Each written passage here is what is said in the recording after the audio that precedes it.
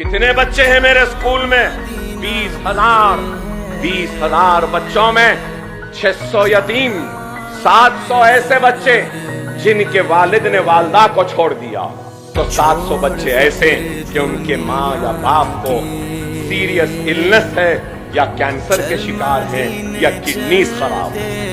रमजान के महीने में एक नई चीज मेरे सामने आई, उस पर भी काम कर रहा।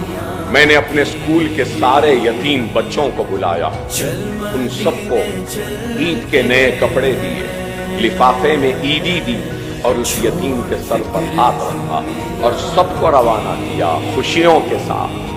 और फिर एक 50-100 बच्चे खड़े थे, तो मुझे गुस्सा आया कि मैं यतीमों को बुलाया, ये दूसरे कौन हैं?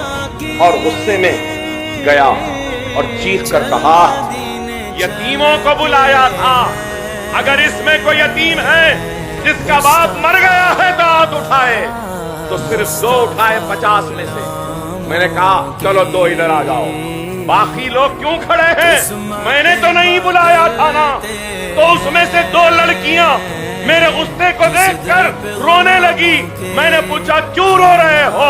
तो 2 लड़कियां रोते रोते कहने लगी, अकबर भाई हमारा बाप जिंदा है लेकिन 12 साल हो गए, हमारे बाप ने हमारा पुरसाने हाल नहीं जाना, 12 साल हुए हमने उनको नहीं देखा, उसने हमको नहीं देखा, हमारे पास ईद के लिए कपड़े नहीं है, कोई नहीं है, हमारी माँ घरों में बर्तन मांजती है, हम यतीम नहीं है लेकिन यतीमों जैसी जिंदगी गुजार रहे हैं। मैं आगे बढ़कर उन रोती हुई बच्चियों को अपने गले लगा लिया और कहने लगा, बेटी मुझे माफ कर दो, मेरे गुस्से को माफ कर दो, तुम फिक्र न करो, तुम्हारा बाप अकबरुद्दीन ओवैसी की शक्ल में जिंदा है। और उन सब को भी बुलाया, उनको भी दिया।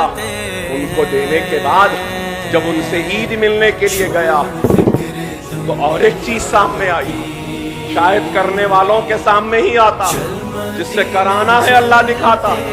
फिर एक 4-5 बच्चियां आई और उन्होंने कहा, हम वो बदनसीब हैं जिनकी माँ का इंतकाल हो गया। मैंने हैरत से देखा तो उन लड़कियों ने कहा, अकबर भाई हमारी माँ नहीं है और हमारे माँ के इंतकाल के 15 रोज में ही हमारी वालिद ने दूसरी शादी की। हमारी सौतेली माँ हमारा ख्याल नहीं रखती। 2 महीने चिचा के पास, 3 महीने नानी के पास, फिर 2 महीने मामू के पास, तो फिर 4 महीने खाला के पास। यूं ही जिंदगी गुजर जाती है। आपकी मेहरबानी कि हमको फ्री तालीम मिल रही है, लेकिन अकबर भाई हम घर के नौकरों से बदतर जिंदगी गुजार रहे हैं।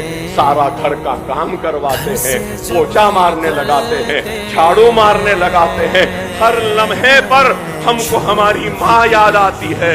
तो मैंने उसी वक्त उन बच्चियों के सर पर हाथ रखकर ये फैसला किया कि ऐसे बच्चियां और ऐसे बच्चे जितने हैं जिनकी माँ का इंतकाल हुआ है और उनका बाप शादी कर लिया, ये बच्चे घरों में काम कर रहे हैं, इनके रहने का खाने का इंतजाम मैं करूंगा और एक इमारत बना रहा हूं जहां ऐसे बच्चों की परवरिश हो।